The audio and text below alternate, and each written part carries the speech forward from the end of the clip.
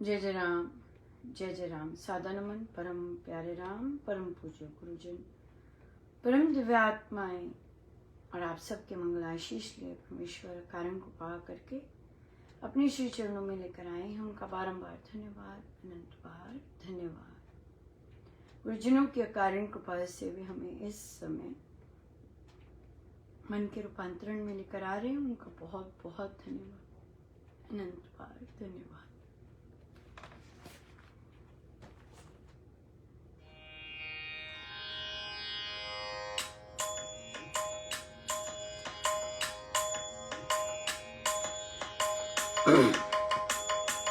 ऐसी करी गुरु देव दया, मेरा राम से नाता जोड़ दिया। ऐसी करी गुरु देव दया, मेरा राम से नाता जोड़ दिया। मेरा राम से नाता जोड़ दिया। मेरा राम से नाता जोड़ दिया। मेरा जग से बंधन तोड़ दिया। ऐसी करी गुरु देव दया, मेरा राम से नाता जोड़ दिया। ऐसी करी गुरु देव दया, मेरा राम से नाता जोड़ दिया। मेरा राम से नाता जोड़ दिया। मेरा राम से नाता जोड़ दिया। मेरा जग से बंधन तोड़ दिया। ऐसी करी गुरु देव दया, मेरा राम से नाता जोड़ दिया। ऐसी करी गुरु देव दया, मेरा राम से नाता जोड़ दिया। मेरा राम से नाता जोड़ दिया। मेरा राम से नाता जोड़ दिया। मेरा जग से बंधन तोड़ दिया। ऐसी करी गुरुदेव दया, मेरा राम से नाता जोड़ दिया।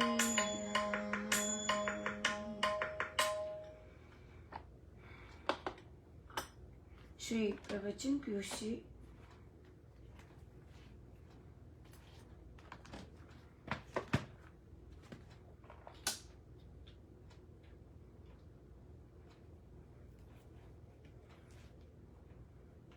पृष्ठ 162। सत्संग से पाप और पुण्य की परख हो जाती है। राजसभाएं भी होती हैं। राजसभाएं तंत्र बना सकती हैं, जैसे शराब निकालना अपराध है, शराब पीना नहीं। रूस और अमेरिका में ऐसे तंत्र बने भी, किंतु शराब निकालना बंद नहीं हुआ। क्यों? केवल इसलिए कि यदि चोर को चोरी के अपराध में 12 वर्ष के लिए जेल में डाल दिया जाता है, ये समझकर कि ये चोरी का स्वभाव शारीरिक दंड मिलने से छोड़ देगा, ये भूल है। अपितु वह 12 वर्ष बाद भी जेल से चोर ही निकलेगा, इसलिए कि उसका जेल में मन नहीं बदला, आत्मा नहीं बदला। अर्थात राजसभाएं मन की वृत्ति को नहीं बदल सकती। हमारे देश में अधिक लोग शराब नहीं पीते, कारण कि यहाँ संतों का प्रचुर प्रभाव रहा है। ये कोई पानी का प्रभाव नहीं, अपितु धर्मों का प्रभाव है। मनोवृत्ति बदलना सरकार का काम नहीं है। सत्संगों में ही मनुष्य सुधरता है। जब तक मन में पाप का भय पैदा ना हो, तब तक मनुष्य सुधरता नहीं है। सत्संग से ही मनुष्य के मन में पाप का भय पैदा होता है। सत्संग की सबसे बड़ी बड़ाई यही है कि आत्मा बुराई को बुराई समझने लग जाती है। सत्संग सब जगह लगने चाहिए। जीवन को सुंदर बनाने के लिए धर्म का बड़ा महत्व समझा जाता है। जगत में सत्संग की बड़ी आवश्यकता है। जगत बिगड़ता जा रहा है। यदि यही स्थिति रही तो इसकी क्या दिशा होगी? दुख और आश्चर्य की बात है। बहुत सुंदर है, बिल्कुल सही कहा। राइट, सच्चे संत सही बात ही बोलते हैं और उनकी बातें हर युग में मानी जाती हैं। लेकिन अगर ना मानी जाए तो वो दशा होती है जो हम आज देख रहे हैं, शराब पानी की तरह बहती है। राइट, बहुत सारे सत्संग हो रहे हैं, क्यों नहीं फर्क पड़ रहा? क्यों नहीं सत्संगों से फर्क पड़ रहा? क्योंकि कथनी करनी में एक नहीं है। सत्संग तो हम कर रहे हैं, लेकिन हम अपनी कथनी को वहां से सुन के बाहर आके हमारी कथनी बिल्कुल अलग हो जाती है।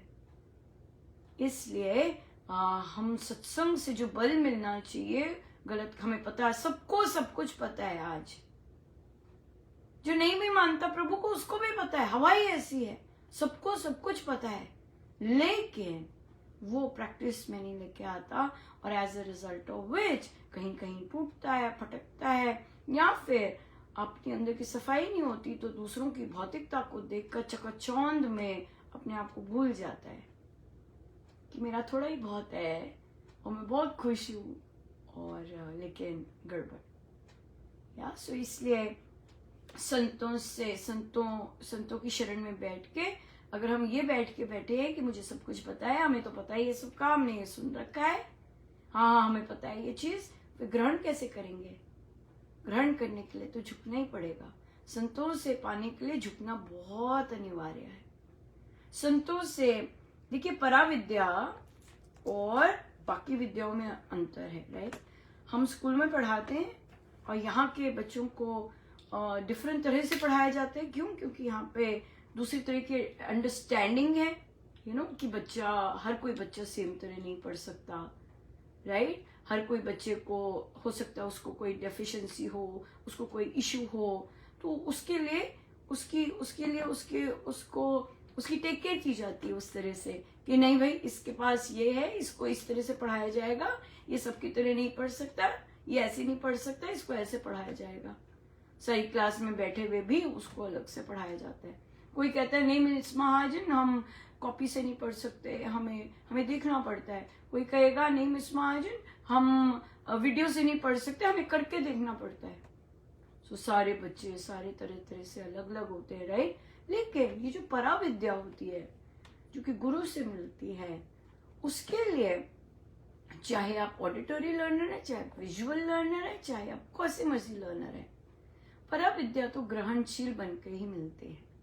आपको गुरु के आगे झुकना ही होगा, आपको अपना अहम ये डालना ही होगा कि नहीं महाराज, आप समझाने वाले, आपको देना आता है, तुच्छ सी बुद्धि में भी आपने समझाना है, आप बड़ा अच्छा समझा सकते हैं। So this is not within the realms of mind body, right ना। पराविद्या तो अलग चीज है, वहां पे झुकना अनिवार्य है। जैसे झुकेंगे कृपा बरसती है और समझ आता है और क्लिकिंग हो जाती है, समझ आ गया। ये जो समझ आना है ये गुरु कृपा से होता है। जितना मर्जी हम सुनते रहे, जितना मर्जी हम पढ़ते रहे, लेकिन ग्रहणशील बनकर ही गुरु से समझ आती है। ग्रहणशील बनना बहुत जरूरी है। बहुत ही सुंदर दिन रहा, बहुत ही आप सबके इतने सुंदर आशीर्वाद। स्टार्टिंग तो मुझे पता नहीं कैसे हुई, पर जैसे मैं बिल्डिंग में एंटर की, इतनी सुंदर वाइब्रेशंस थी और बाप रे सुंदर। और मुझे पता नहीं आपने फोटोज देखी कि नहीं, मुझे जाते ही न्यूज मिली कि मिस महाजन तरबूज आपने लगाए हैं। तरबूज लगे हुए थे और फिर मैं ले गई। इतना भारी था, इतना बड़ा साइज था, इतना भारी था। उठा के मैं लेके गई। और आज स्कूल की तरफ से लंच था, तो फिर उन्हें कहा कि प्लीज काटिएगा अच्छे से और सबको डिस्ट्रीब्यूट कीजिएगा। और फिर मुझे ये भी था, पता नहीं मीठा है कि नहीं मीठा, बहुत मीठा था और ऑर्गेनिक। देखिए स्कूल में बड़ा हुआ और अच्छी खासी खाद थी बस, जो कि हमने स्कूल में ही बनाई थी। और इतना, और फिर जुकीनी लगी हुई थी, बड़ी बड़ी छोटी, और हालापिनोस और टमाटर सब बांटे। इतना आनंद रहा सबको। मुझे कहते मुझे वो वाली चाहिए, मैं कहा हाँ मैं देती हूँ, लेकिन पहले मैं सबको दिखा तो दूँ हमारे बच्चों ने क्या किया है। कमाल। सब छोटा सा था, देखिए छोटा सा गार्डन है, एक एक पौधा लगाते हैं बस, और उसी पे प्रभु इतनी भारी भरकम कृपा कर देते हैं। और इस बार तो मैं छुट्टियों में भी नहीं गई कि मैं साफ सफाई कर सकूं, कि ना, मैंने कहा नहीं। बहुत बहुत ज्यादा गर्मी थी और प्रभु लेके भी नहीं गए, उन्होंने जरूरत नहीं समझी। सो ये था, और सबको बांटा और स्टाफ को बांटा। हमारे बच्चों को यही होता है, यहाँ की उपज है भाई, यहाँ की धरती है, यहाँ का सब कुछ यूज कर रहे हैं, यहीं वापस जाना चाहिए, कुछ अपने साथ नहीं आना चाहिए। अगर ले लिया तो थोड़ा सा लेके आगे, जो बच गया, जो किसी ने नहीं लिया वो ले आए, बट बाकी सब खूब बांटा। और देखिए एज कम्पेयर टू जो बाकी टीचर्स ने खेती की, बहुत पानी यूज किया, बहुत कुछ किया, बहुत मेहनत भी की एक टीचर ने। तो आज मुझे कह रही थी कि वो किसी और टीचर के साथ काम कर रही थी, तो वो अपना ले गए सारा का सारा, कहते मुझे कुछ नहीं मिला, ऐसे बोल रही थी मुझे। मैंने कहा पर आपको देख के करना चाहिए था ना, मुझे तो आप आज बता रहे हैं, अगर आप पहले बात करते तो मैं आपको बताती कि भाई ध्यान से करो, अपना बाउंड्री कर लो। आप तो रल मिल के कर रहे थे, और सारी मेहनत इन्होंने की, और इनको कहते मेरा इतना पैसा लगा, इतना ये लगा, इतना वो लगा। हमारा तो वहीं लगा, वहीं को दिया, वहीं किया। हम तो बहुत बहुत प्रभु बहुत कृपा करते हैं। वर्कशॉप से पैसे मिलते, वहीं से खरीद के आते और वहीं देते। ये तो मैंने अपने प्रिंसिपल को भी बोल रखा है कि जितने भी अगर मेरे को एक्स्ट्रा सब्स्टिट्यूशन के भी पैसे मिलते हैं, मैं ग्रीन टीम के लिए यूज करती हूँ, और फंडिंग नहीं होती। सब बहुत कृपा रही, बहुत आनंदमय रहा। बहुत सुंदर प्रश्न आया कि सादिका जी ने कहा कि मेरे पति पूजा पाठ नहीं करते, लेकिन उनके घर सत्संग होता है। तो मुझे कहते हैं कि गुरु की कोई आवश्यकता नहीं है, भक्ति ये सब सत्संग वगैरह की कोई आवश्यकता नहीं है, अच्छे काम करो, अच्छा कर्म योग करो, अपना फल की चिंता मत करो, आपको मोक्ष मिल जाएगा। वो ऐसे कहते हैं। कहा हाँ उन्हें कहने दो। कहते पर अनुपमा भक्ति और ये सब कैसे आता है, क्या है ये चीज। तो मुझे महाराज ले गए, सत्संग था तो महाराज ले गए, कहते तो क्या था कि मेरा मास्टर्स हुआ था और महाराज के दर्शन करने गई थी। बहुत ही सुंदर वो वाले दर्शन, मीटिंग थी महाराज के साथ। तो महाराज कहते फिर फ्रेंड्स आ रहे हैं, और तब मैं घर से प्रेपरेशन कर रही थी, मेरे कोई फ्रेंड्स नहीं थे, मास्टर्स हो चुकी थी। तो मैं कहा, मैं हंसी हूँ, मेरे तो कोई फ्रेंड्स नहीं है, ऐसे बोली। तो कुछ नहीं कहा महाराज। फिर 2 बार बोले फ्रेंड्स आ रहे, तो फिर आएंगे। तो 1 साल बाद मेरी मास्टर्स के बाद बीएड की, वहाँ मेरे बहुत अच्छे फ्रेंड्स महाराज ने बनाए, और हम लोग भक्ति और वो सब बहुत बहुत इंजॉय करते ये सब।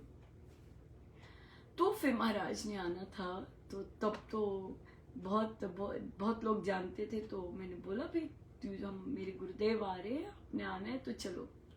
तो लगभग 11 पूरी क्रिकेट टीम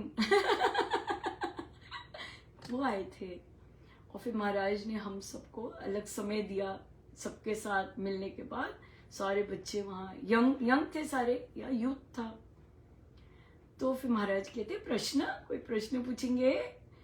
तो फिर मुझसे बात करते थे, तो मेरे पास था प्रश्न। मैंने कहा महाराज ये पूछते हैं कि हम सारे काम अच्छे तो कर रहे हैं, और तो फिर जब हम काम अच्छे कर रहे हैं, तो फिर हमें भगवान की भक्ति करने की क्या आवश्यकता है, और क्या जरूरत है राम नाम की।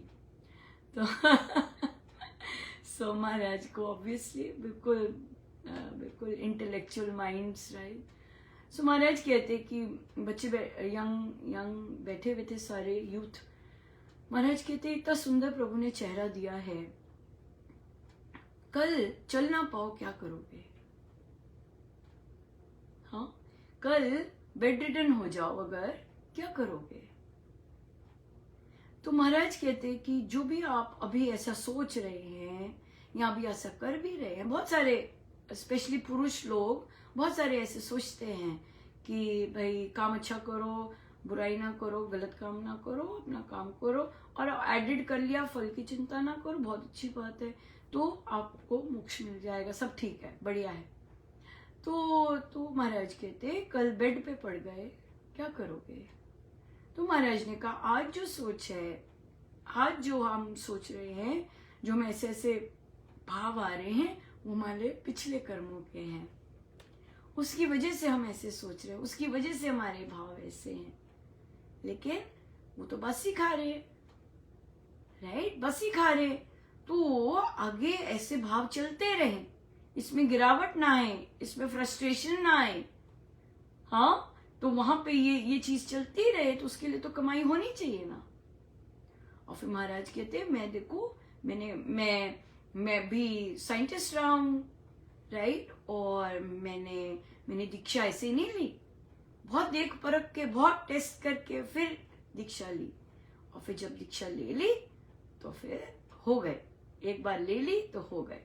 तो इसलिए आई एम अ लिविंग, महाराज कहते हैं I am a living example, कि मैंने साइंस होते हुए भी, साइंटिस्ट होते हुए भी राम नाम किया, राइट। सो इसलिए विश्वास कीजिएगा कि जो सत्कर्म की पूंजी है, जो आगे आगे ऐसे थॉट्स बने रहे, हमें कल का नहीं पता, राइट। तो जो हम आज अच्छे थॉट्स कर रहे हैं, जो हम अपने आप को कंट्रोल कर पा रहे हैं, जो ऐसे कर रहे हैं वैसे कर रहे हैं, वो हमारी पिछली कमाई है, राइट, पिछली कमाई के कारण कर रहे हैं, पर हमने अभी के लिए तो कोई कमाई कर ही नहीं रहे, है ना। आगे आगे हमें नहीं पता कभी कमाई समाप्त हो जाए, उसके लिए तो हम कुछ किया ही नहीं हमने, तो इसलिए बासी खा रहे हैं अभी हम।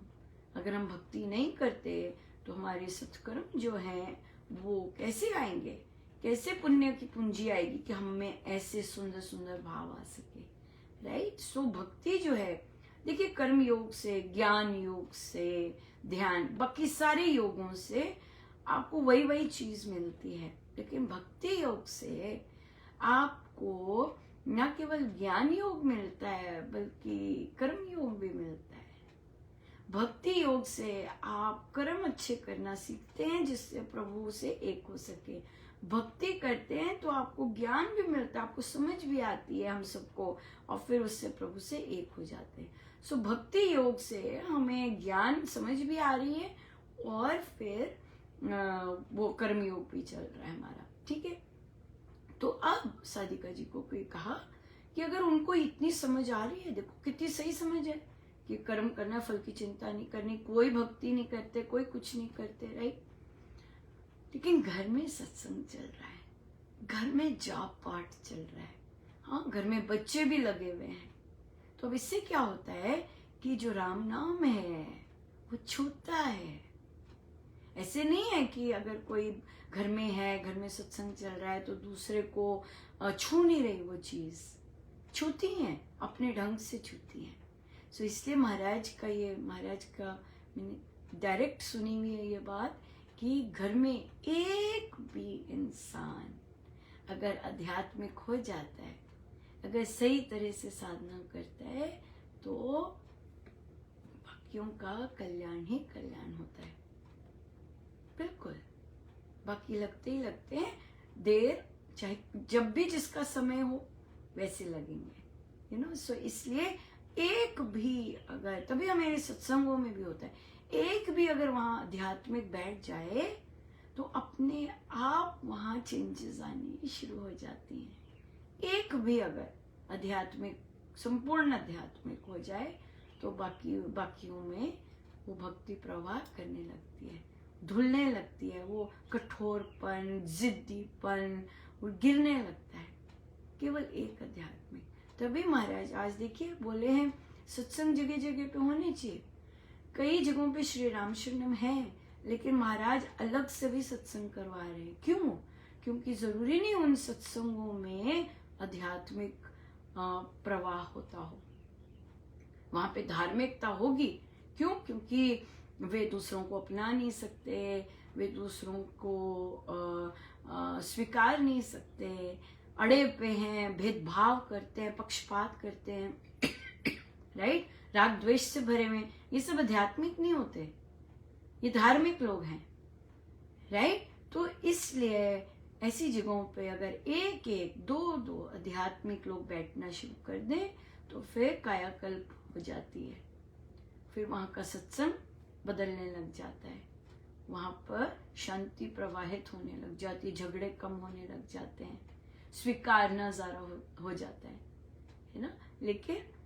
लेकिन ये ऐसी चीजों का जो सामना होता है, ये जो झगड़े होते हैं, वाद विवाद होता है, पक्षपात, द्रोह, विद्रोह, ये सब का केवल आध्यात्मिक ही इसका सामना कर सकता है, चाहे घर में है, चाहे कार्य क्षेत्र में, चाहे कहीं मर्जी है, कहीं मर्जी है, वो एक आध्यात्मिक ही सामना कर सकता है, राइट। ये धार्मिक वालों की बस की बात नहीं है। संसारी तो उपद्रव मचाने के लिए वो बिठाए होते हैं महाराज ने, लेकिन ये आध्यात्मिक जो होता है, जो अपने पे काम कर रहा होता है, अपने आप को रगड़ा रहा होता है, अपनी मन की वृत्तियां साफ कर रहा होता है, अपने आप को तोड़वा रहा होता है गुरुजनों से, वो फिर ये सब चीजों की जो वाइब्रेशंस हैं वो अपने आप छूती हैं। इसलिए कोई बात नहीं, जो वो समझते हैं उनको बोलो बहुत सुंदर है, और I am so proud of you कि आप ऐसा सोचते हैं, लेकिन मैं तो वो करती रहूंगी या जिससे मुझे बहुत कुछ मिल रहा है। इसलिए पर हर का अपना रास्ता है, राइट। यस करना है, आपको समझ आई इस चीज की, बिल्कुल सही, बहुत अच्छा है, ऐसे करना है, वेरी नाइस। कहीं बोलेंगे भी नहीं, कहीं बोलेंगे भी नहीं कि वो कुछ कर रहे हैं, वो कहेंगे हम क्यों बोले, तुम्हें क्यों बताएं वो मुंह ही नहीं खोलेंगे। बट अगर हमने उपासक के आंतरिक जीवन में क्लियरली मेंशन्ड है कि ये तरंगे दूसरों को छूती हैं। यस, बहुत बहुत धन्यवाद गुरुजनों का, बहुत बहुत धन्यवाद। आइए सीधे होकर बैठे। सब गुरुजनों का उनके श्री श्री चरणों में जय जय राम।